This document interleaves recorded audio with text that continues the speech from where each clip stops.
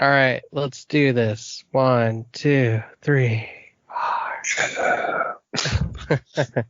right, so we're gonna just ramble on here about Resident Evil. Welcome to Raccoon City, which was the newly released movie as of this week. We both watched it. My name is Stefan JD, and I'm here with Jesse Chavez. Hi. Good to be here. Jesse Chavez, still alive, still kicking, somehow still alive. So I watched it about 3 days ago on Tuesday. It was like the late showings before the actual opening day. Chavo, you watched it today. I think we should start off first and just get this out of the way with people complaining about the type of casting in the movie. Leon is played by a Canadian actor who is I don't know how to put this lightly. He's a darker complexion. People are really upset about that. People are really upset that also Jill Valentine was played by a female actress who is of a darker complexion. But what people don't realize, and you can help me out with the actual canon information, Chavo, is that Leon S. Kennedy is hinted at being Italian, right? Yeah, he's hinted at being Italian, and Jill is supposed to be French and Japanese. Yeah, all I know for video game Jill, specifically for that universe, is she's French and Japanese. Other thing too is that the red fields were hinted as being Native American. Obviously, you can tell this by Claire's jewelry in the RE2 remake, which they put in there specifically because of that reason. And they're literally called red fields. Yeah, it's kind of weird because the only other time I've seen that actually like blatantly touched on is the Romero script that was done in like all the way back in the 90s. So the whole people getting mad about this thing is just ridiculous. First off, the director obviously felt that these actors were the best actors that tried out for these roles that he wanted. And, I just don't understand. I'll never understand that. Like people saying like, well, if like Wesker's now Afro-American in the new Netflix show, which is an actual detriment to his character because he's kind of supposed to be like a Nazi, basically.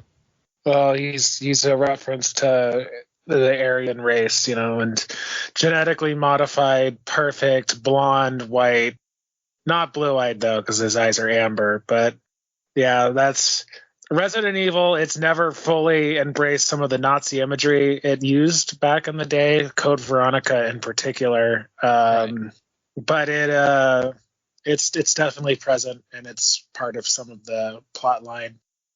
Right. So all of these things combined are just make a ridiculous notion, and we have to point out the fact that this is a small group of people, but a very loud vocal.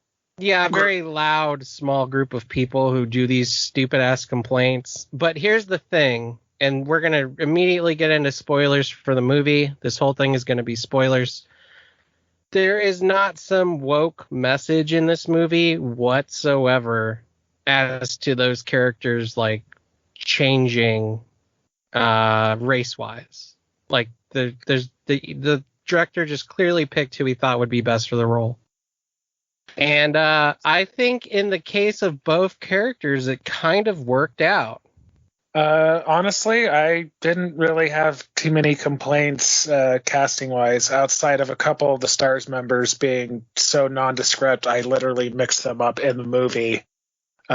Richard and Brad, because I thought they look like the exact same person, and I was like, wait a minute, is Brad getting torn apart in this scene, or is it Richard? The shotgun kind of clued me in, but I was just like, that's not good character design.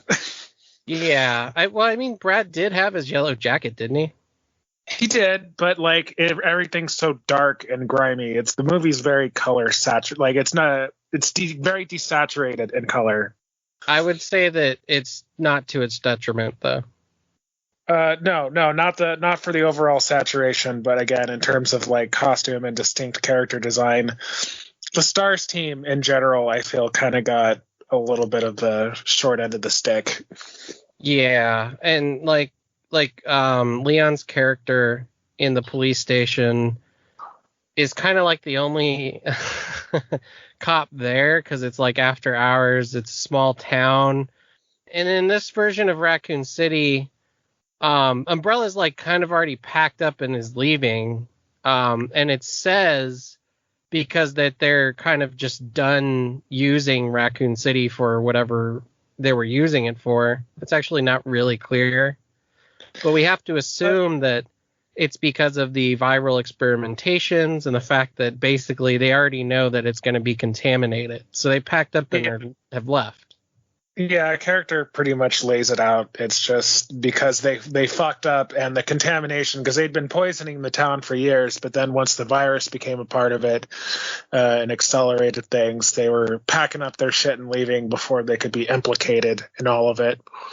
Right. And so we have this very small cast of people.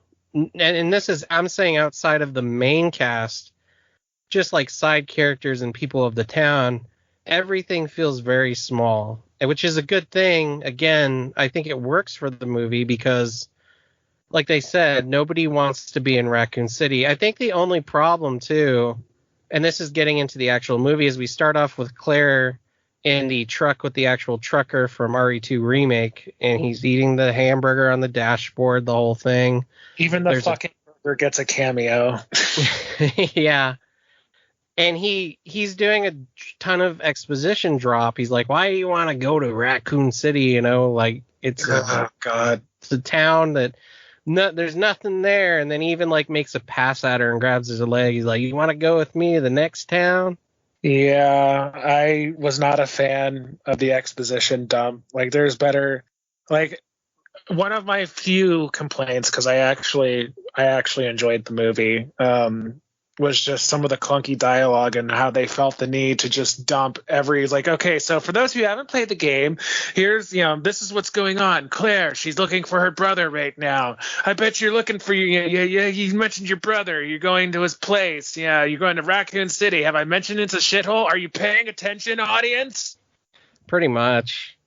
It's in the thing like that you get out of that too, like even from the beginning here, is it's almost like the movie expects you to know Resident Evil.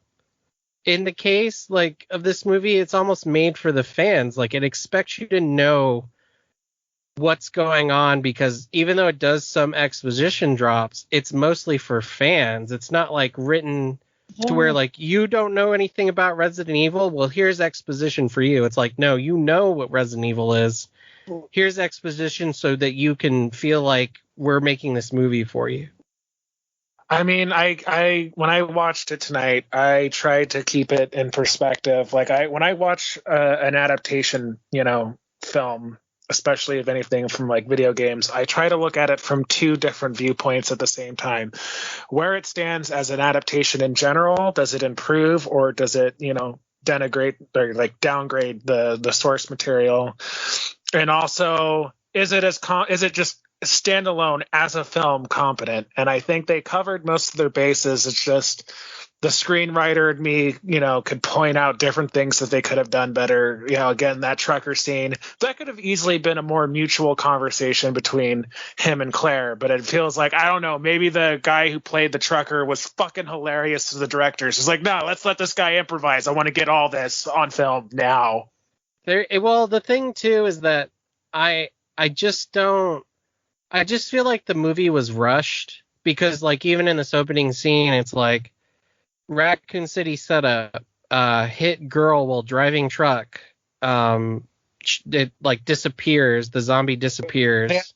They have so many story beats to touch on, and they hit them, but they don't get to linger on them as long as they should, or they don't really give them enough time to flesh out. But God forbid we'll have to sit on a 35-second shot of that fucking doll from RE2 Remake. I almost yelled out in the theater, "We see it!" It's just like, because it's just holding on that shot for so long, and it's like, that's bad filmmaking. But for the challenge that they were set with for taking Resident Evil 1 and Resident Evil 2 and combining it into the same story, I thought they did the best they could, but I'm just going to state overall, that combination really works against this film. I know that they did it because they probably wanted to strike on the popularity of the 2 remake, and they figured had they done it properly, where they gave 1 a standalone movie and then did 2, by the time the second movie came out, like everyone would be like, "This is old hat. Why the fuck are you doing this? We don't care." Well, it's clear that the director liked the second remake. Yeah, but there's plenty of nods. There are plenty of nods to the PS1 version of the game. You know, the diner that all of the cops are hanging out, Emmy's Diner, that's from the original version. Hell, Leon's introduction is more akin to like his original origin story, where he was late because he had a bad breakup and he was super fucking hungover. And in this one, Leon wakes up and he's super hungover and just a hot mess. And I didn't even expect that to be Leon when there was someone under the covers in that hotel room, whatever. I was like, who is that? They have a lot of shots where people are like sitting up under sheets. They really like referencing that one shot from RE Remake where the body bag sits up. Yeah. But yeah, like, I mean, I'm gonna sit in the back seat here and then point out what I probably would have done differently. I think with the same cast, because I you know, everyone did a pretty solid job. They should have just did a movie that was a straight up adaptation of the first game. Let us build attachment to these characters, and then for the second film, I say screw doing the entire trilogy, combine 2 and 3 into the same movie. You could totally do it, because 3, even, you know, remake or original, is half a story. It's an incredibly short story, so you could integrate it. And you could have Jill running alongside Leon and Claire, and maybe, you know, if they wanted to get bold, have a Mr. X versus Nemesis showdown, or have Nemesis absorb Mr. X, because, you know, that's kind of how it works in the games. He eats old tyrant carcasses and mutates. Right. And one of my favorite parts is when the stars go into the mansion, and you can see it in their expressions and how they act, that they're basically completely overwhelmed with all the zombies that come out of the woodwork. Yeah, they it almost feels kind of like a small nod to World War Z, but they literally will dogpile on top of someone, because Richard, he just gets overwhelmed. Like he's kind of coming out on top with his headshots, but then like more of them start overriding, and I think he like runs out of shells and he can't reload because there's already like 3 or 4 piling onto him. And I think he was also protecting Chris too, if I remember correctly.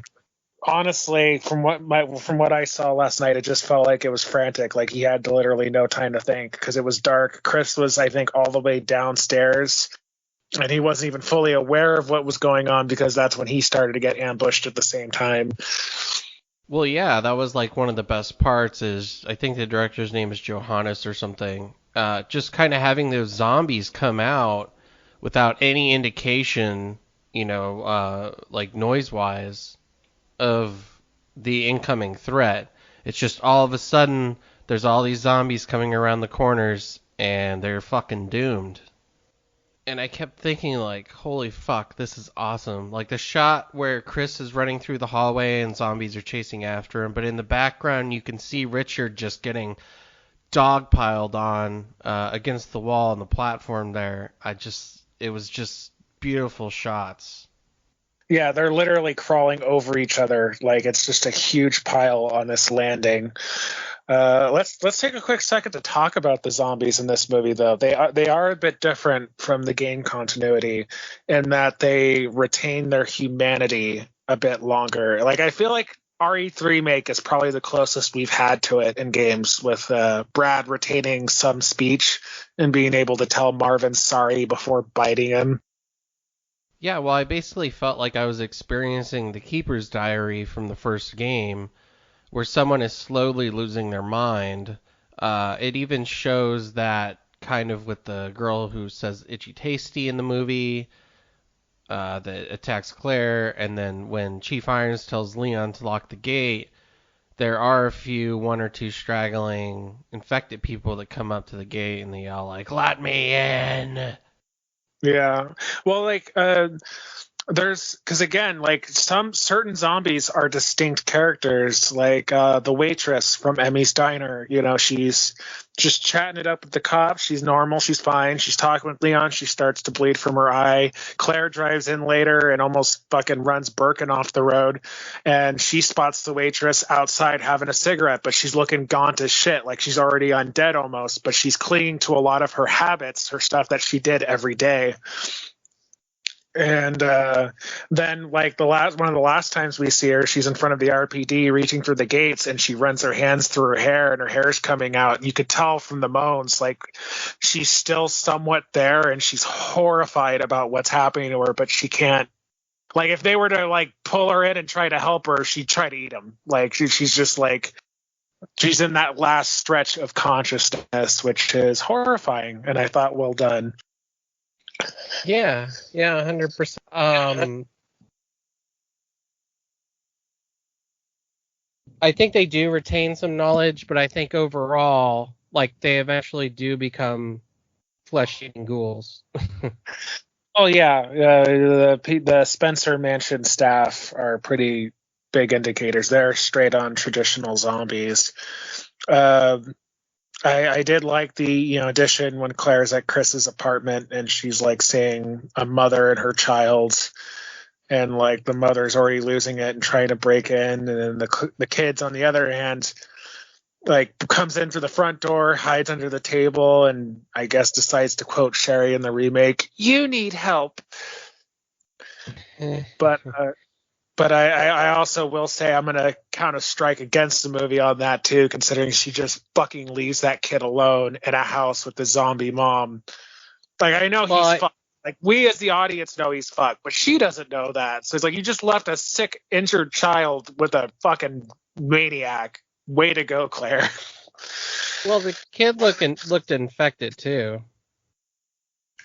Yeah, like he was losing his hair. Like, everyone's like loses their hair in this movie when they're infected, which again, like, it's not like the most evil thing in the world, but I still feel like that's kind of an awkward situation. It's like he's still fully capable of speech. And compare that to the video games where, again, like both Leon and Claire, when they encounter Marvin, who's obviously gravely injured, he's going to die, and there's cities besieged by zombies, and they're like, okay, quick, we need to get you to the hospital. And it's like, it's not fucking happening, guys. Don't make the same mistake I did. You see one of those things, you do not hesitate.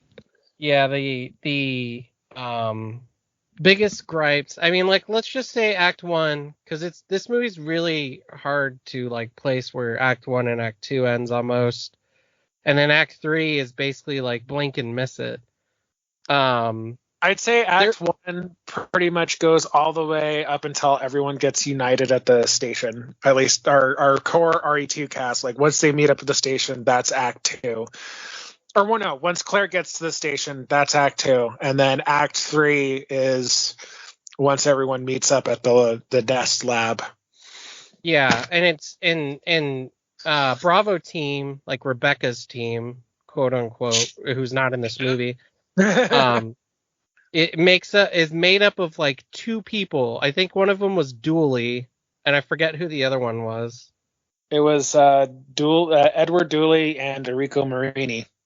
Oh yeah, it was Enrico, who I think we see Dooley get eaten, but we don't see Enrico, right? No, we run into zombie. We see Enrico is the one who gets he got Kenneth's death. He's the one that they find that zombie gnawing on. Right. And the other one, I believe, we see as a zombie later. Dooley. They find Dooley with his neck bitten into or something, and then he turns like immediately after he dies in the mansion. But it's hard to say that sequence. While I enjoy them getting overwhelmed, I did not care for like when they're in complete darkness and it's just lit by muzzle flashes. Which was so severe they had to give us a warning in our theater beforehand. It's like, if you have be careful. I disagree, Chavo. I kind of like that because it was Chris just having to almost fire blankly in the dark at zombies, based on noise. And then you didn't know who saved him because it's just a light almost, but it's Jill. Because he does run out of ammo and he pulls out his big knife, his Bowie knife. But Yeah. I want to say that was one of the highlights for me in Act One was them in the mansion. It sucks because a couple things happen in there that they really could have capitalized on. Like Wesker is clearly like following this trail where he's got this portable thing, like a 90s It's a touchscreen Palm it's a palm. Pilot. Yeah. Yeah, and it's like a Trent thing almost from the S.D. Perry novels, a Trent They, character. I would not doubt with if I were to look on Johannes Roberts' bookshelf, I guarantee you I'd find probably all of her books. Yeah, and that's clearly where that tangled mess of like mystery comes from, because you're never told who gave him that unless you have to assume it's Ada, who shows up in a post It's credit scene.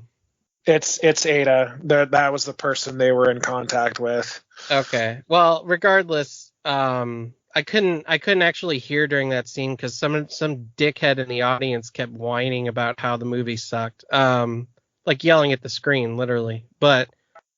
So it's Wesker, who you find out is like a dirty cop, basically trying to steal the G virus in the Spencer Mansion, the hidden passageway, by playing Moonlight Sonata on the piano, which it should have been Jill. There's like almost no reason it couldn't have been Jill in that scene.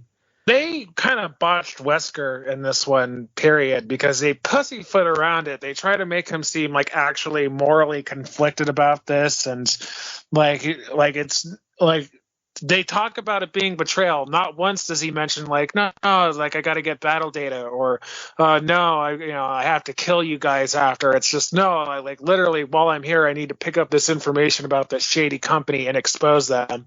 And I'm like, okay, well then they should both be on the same side then. Why is this an issue between you two right now? Well, if I remember correctly, he's getting the G virus to give it to somebody else. He mentions in the library, because that's when they're having the discussion, and he makes this big reveal. He tells Jill like he's just seeking information, and then when he's down in the lab, it turns out he's getting the G virus. He's trying to steal the G virus, and even then they try to make him morally conflicted because he puts William down because William, has to protect his life's work. Then he sort of accidentally shoots Annette in the head. It was a blank response because she pulled a gun on him. And then, honestly, if Jill hadn't put him down, he might have accidentally shot Sherry, because then she pulls the fucking gun on him. That was not a great scene. Yeah, we'll get to the third act because that's the worst part of this movie, sadly. But the first act is basically setting up the stars. You get to see them in the office. Chief Irons realizes he's dirty. He knows what's going on, so he's trying to get the fuck out of the city. The stars go out after Bravo team, who apparently didn't have their own chopper. They were in a fucking Jeep. And Brad gets eaten. The helicopter, I guess he tries to take off in the helicopter. It's not shown. And then he crashes, just like the trucker, who also that happens to, just like in the games, except for Brad. And then they have to get back to the city, but they can't, so they go down into the labs because they need to get away from the overabundance of infected zombies in the mansion. Yeah, and the movie brings our other cast in on it because essentially Irons is forced to turn back after Umbrella soldiers open fire on his car and kill other citizens who are trying to leave, and that's when we get our Hunk cameo.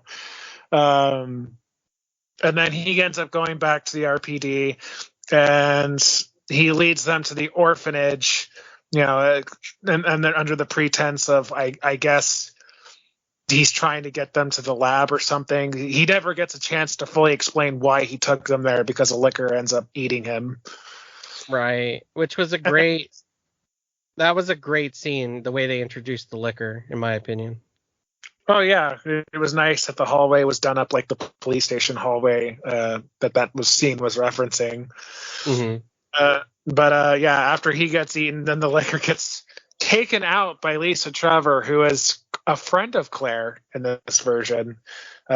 Claire's got this whole subplot where she has this childhood trauma. Her and Chris grew up in this orphanage, and she, Lisa would always like kind of check on her at night, and she followed Lisa out into a playroom and like talked to her and introduced herself. And they, Lisa's still wearing the face of her own mother, and they never really get it. Like if you haven't played the games, you have no fucking clue who she is. Right. Another thing, like, where it's like, this was for the fans in some cases. Like, you just have to know these characters. The movie's not going to tell you. Under the pretense the movie, it's just she's a child who was experimented on. That's all we know. And it kind of does, like, make sense in that William was using an underground bridgeway from the mansion to the orphanage to experiment on children. That he had been doing it actually for, I guess we could say, like 20 years or more, given like it was happening when the Redfields were children there, and it was still going on even when shit goes down in Raccoon in the current day of 1998 or current year. I don't know. The remake kind of complicates the lore a bit with some of the additions it makes to the plot. And the whole concept of the orphanage and the children they experiment on. But that's neither here nor there on that one. But yeah, our crew ends up all coming together, and like after Sherry's parents are unceremoniously killed, and before William could reanimate, Claire, Sherry, and Leon, or Jill, Chris, everybody essentially they're trying to rush to get to the train, which it was cool seeing those characters together, because some of those people have never had a scene together in the games, and that was nice to see. I don't think Leon and Jill have ever met. Nope. Neither have we seen Claire and Jill interact, although she at least knows of Claire, because she notices a picture of Jill in Chris's apartment. She's like, still pining after Jill in your dreams, big bro.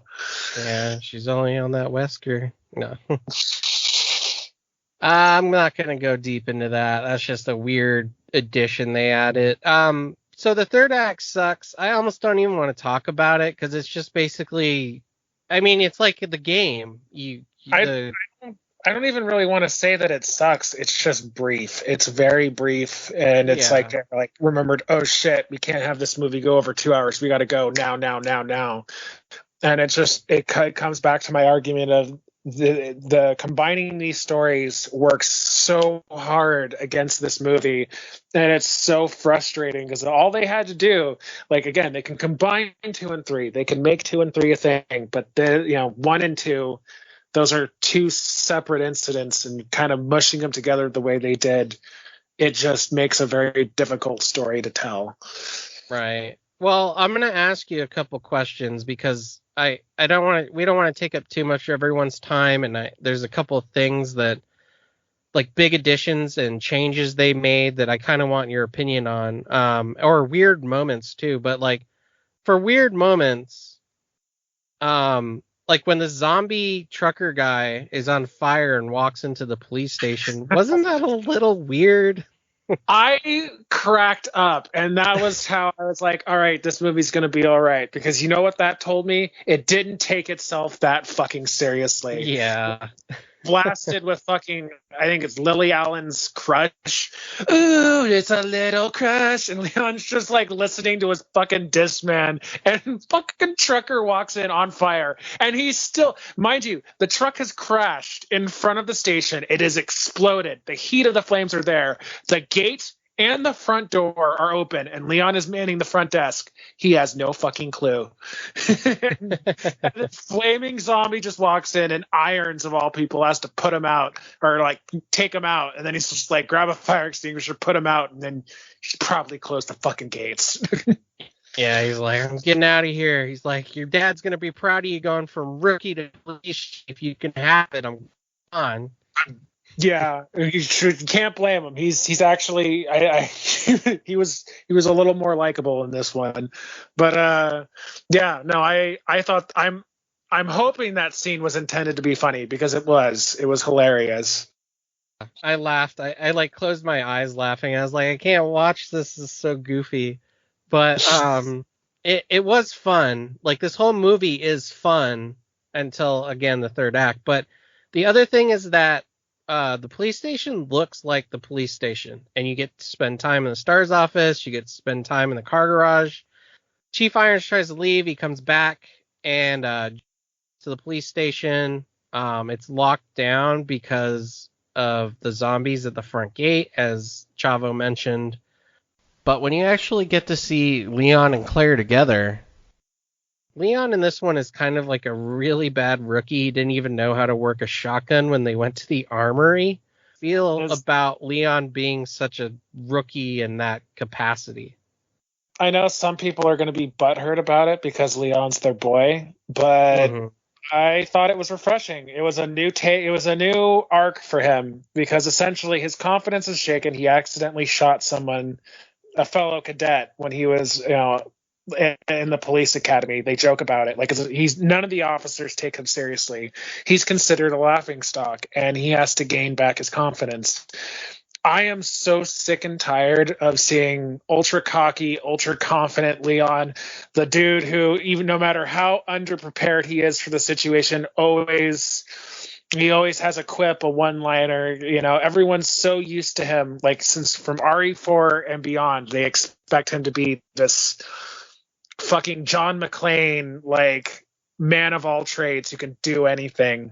It was refreshing to see him knock down a peg and just like, no, he's a fucking idiot. He's a rookie. Nobody takes him seriously. He gets back to being, he gets his badass moment at the end of the movie, but like they allow him to be flawed, which I think gives him character and texture to his character. And some people were complaining like they thought it was too much because he literally, I mean, through the whole movie, he's the butt end of the joke.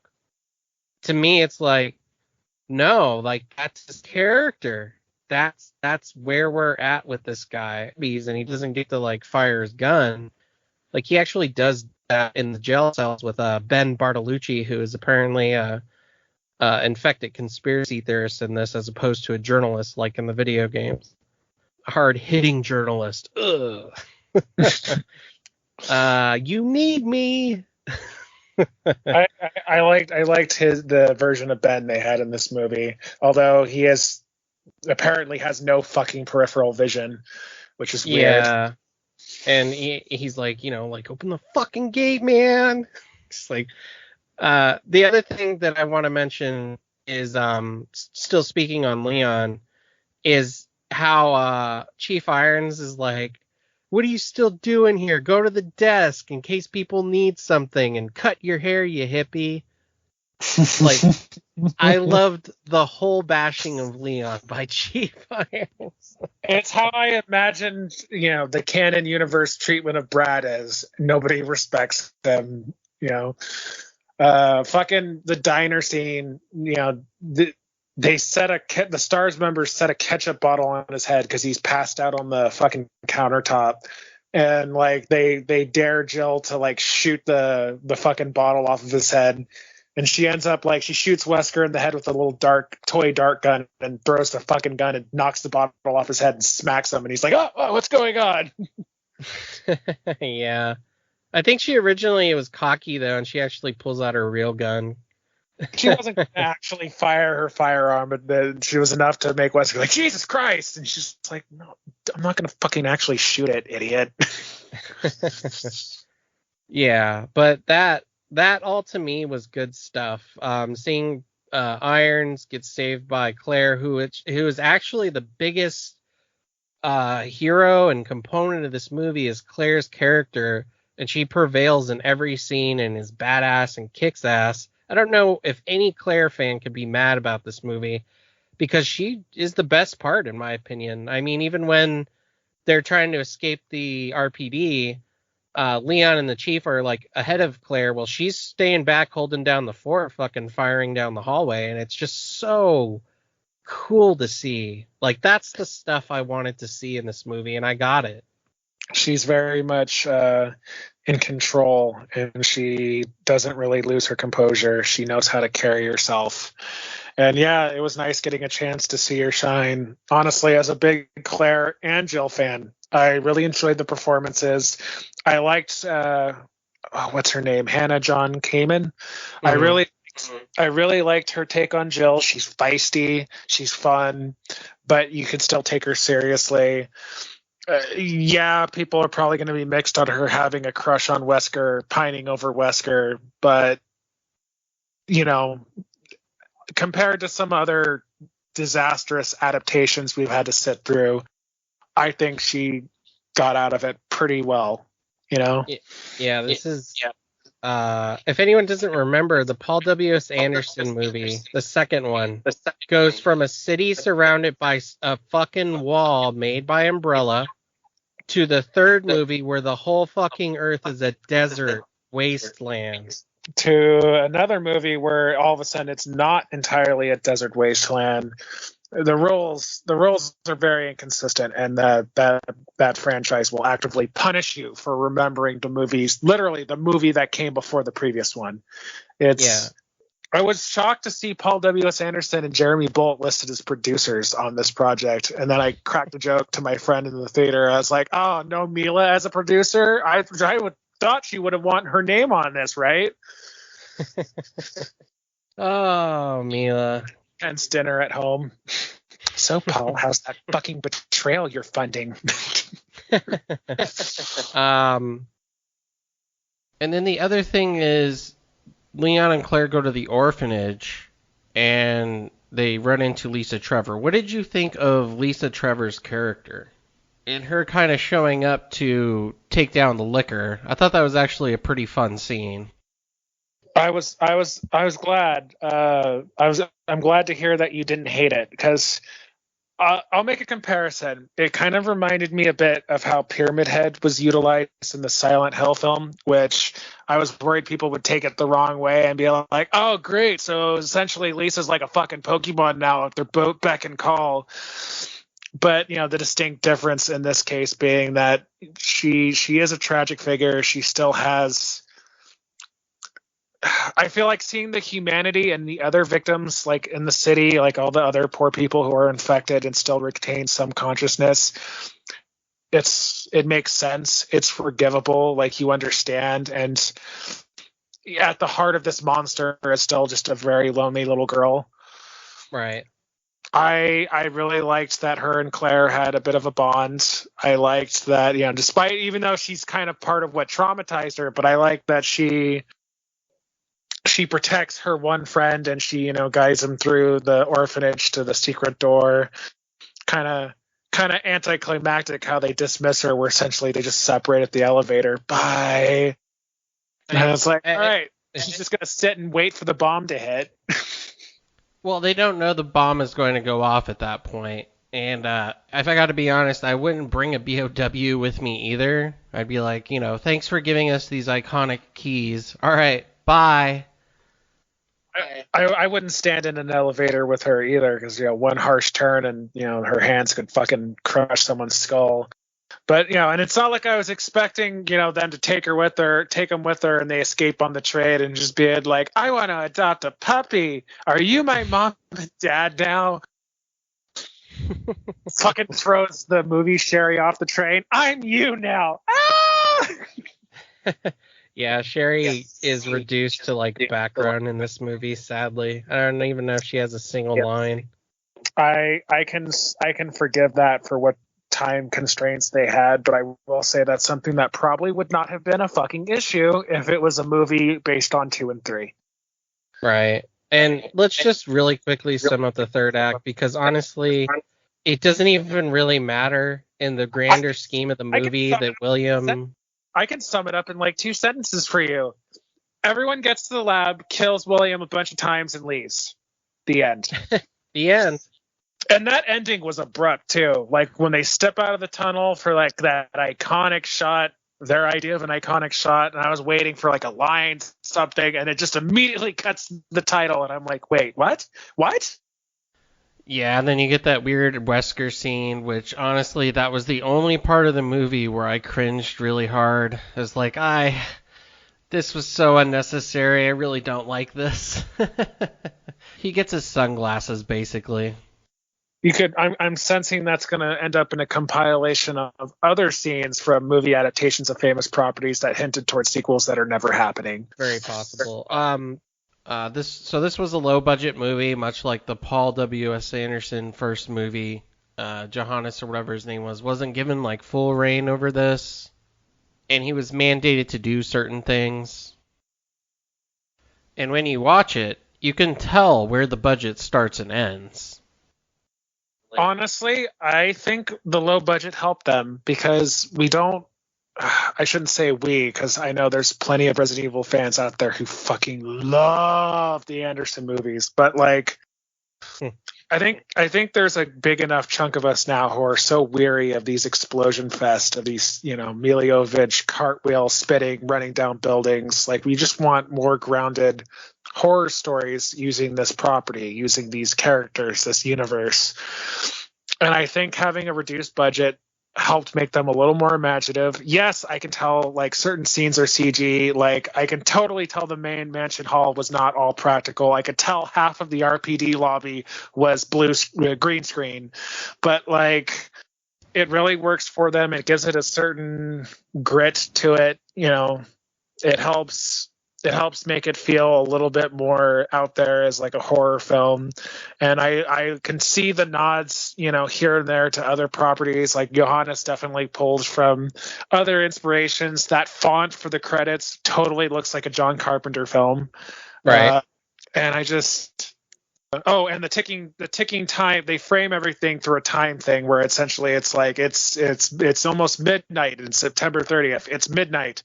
And then it's like, because we find out early on the city's going to be blown up at 6 a.m. on October 1st, and it's just like we get updates on when the time is. It's 5:45 right now, and I'm like, oh shit. I did like that. I love that. Again, like, I feel like John Carpenter was definitely something that he referenced a lot in this movie, and it makes sense because there was a lot of it in RE2, and I could feel the love that was put in this movie. Like, it doesn't feel like it's trying to boost a particular actress's ego or going for the loudest, most splashiest presentation, and I'm very okay with that. Yeah, and it actually felt like somebody put slightly more fucking time into writing this movie than the Anderson movies ever did. Yeah, it wasn't written on a Sunday. Now, if they do get a sequel, and I hope they do, because I could tell I from what we got to see in the movie, I feel like they really want to push for Code Veronica. I'm hoping that they can maintain a continuity and not just hit the reset button with every film, because that's not okay. No, it's not. And the good news is that you do actually get to see the Ashford twins in this one, which they do show the really cool dragonfly scene. Extensive footage. Like, I thought it was just going to be like a brief snippet, but they play the full scene. And we do get that. And, I was arguing with so many people online about getting a Code Veronica sequel to this, and they were like, no, fuck that. I don't want it because of what they did to this movie. And it's like, well, I don't know. That's like a slightly ignorant point of view, because you'd probably be getting an actual like RE movie in the case of a sequel for this, because it would just be Claire and Chris, and you wouldn't have any of that people complaining about mischaracterizing Leon and Jill. So I just don't really understand why people would be against that. Doesn't make any sense to me. And like, there was even some dude in my movie theater who kept yelling at the screen like an asshole while everyone was trying to watch it. Like, when the stars enter the mansion or get off the plane, he's like, where the fuck is Barry? And it's like, dude, shut the fuck up. We're all asking that. You don't have to yell it. Yeah, I didn't even do that during the Anderson movies, and I almost walked out of Afterlife. Like, I was angry enough, I almost wanted to just throw my soda at the screen. But I didn't, because I was like, well, no, because everyone paid to see a movie. And I'm not leaving because I haven't walked out of a movie yet, and I'm not going to, but I'm going to be very unhappy. And that's the thing. Like, if you love this movie, fine, awesome. If you hated this movie, fine, awesome. Just don't ruin the experience for everyone else, you know? Yeah. So to sum this up, I went in knowing that this was going to be an adaptation of the material from the video games. I didn't really set any expectations. I just kind of went in there. And, everything was fulfilled just because I didn't really go in thinking it had to be something. Yeah. I have a hard time grasping exactly what people wanted because, we have like 3-4 different generations of Resident Evil fans now. Like they've all come in at different eras. Their first Resident Evils, vary. For some people it was 1, for some it was 2, for some it was 4, for some it's 5, or remake, or remake 2, remake 3. Like they jump in at different times and they all have their own distinct idea. Like this is what Resident Evil is all about, and it's not. But I'm just gonna say, keep an open mind if you go and see this. Try to look at it from a standpoint of just, is this a competent film? Does it establish a universe? Does it have a beginning, middle, and end? Am I left constantly questioning the logic of all these decisions? And if you have to question it too much, and if you feel like, oh, well, no, like this doesn't work as a standalone story, then yeah, you got legit grievances. If you're upset because Leon isn't white enough for you, or Jill isn't white enough for you, well, then you got your own shit you have to deal with. Get over it, because you're all going to probably jerk off to her anyway. Also, get to know your canon. It's Resident Evil. Like a lot of people like to blow it off and just be like, the game's canon is inconsistent at best. It's one of the franchises out there that actually has a pretty tight like universe for the most part. Yeah, even 6 is pretty tight, whether you're a fan or not, and I'm not. But I want people to leave this conversation remembering that Resident Evil isn't like some high artsy, high concept, like subject, thing, matter, whatever. It's B movie horror that somehow, when it was made into a video game by Japanese developers looking at Western B movie horror, it had some magic to it.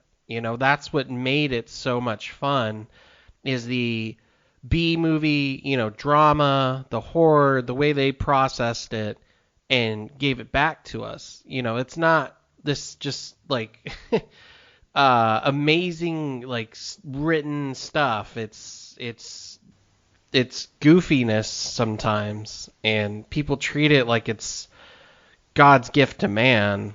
And trust me, I'm a huge Resident Evil fan, but I just don't. I mean, you have to be realistic about this in some cases. And the fact that Resident Evil is what it is because of how it was made and who it was made by, that's what made it so great. I think Resident Evil is fucking my favorite series in all video games, but I'm trying to be a little realistic about this, especially when it comes to expectations of adapting those concepts to movies.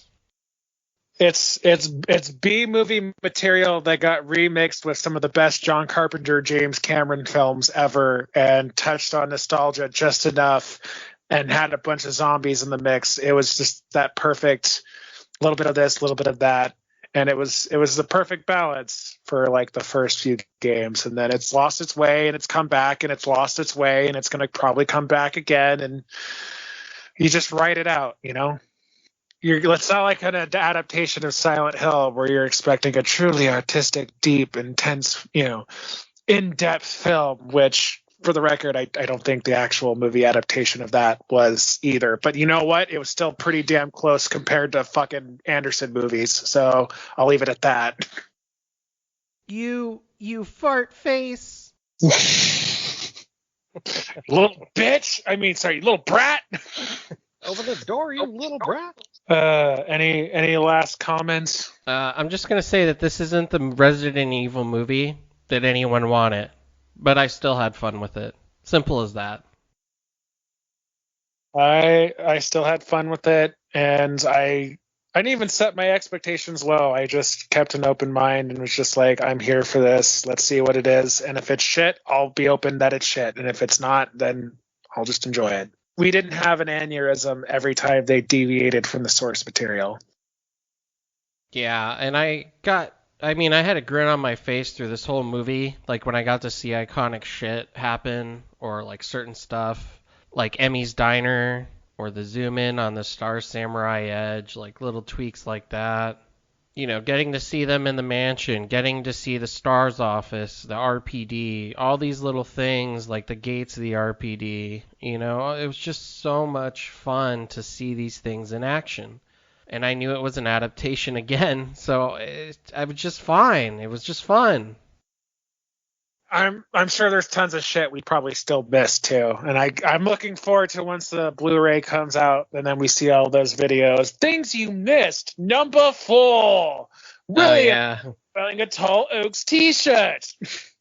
I really hope they do a director's cut of this because apparently they did shoot some Mr. X stuff, but it was cut. That depends if they actually were able to shoot the entire arc. But at the very bare minimum, I hope you get to see those deleted scenes. But yeah, I had a lot of fun with this movie. Thanks for everyone listening. We just wanted to give an honest review. We're not going to go in just fucking hating this like everyone else. It's just, you know, it is what it is. Adaptation. Yeah, me too. All right, everyone. We'll catch you later. I'm gotta go now. I'm feeling a little bit itchy, a little bit tasty. Oh, fuck you.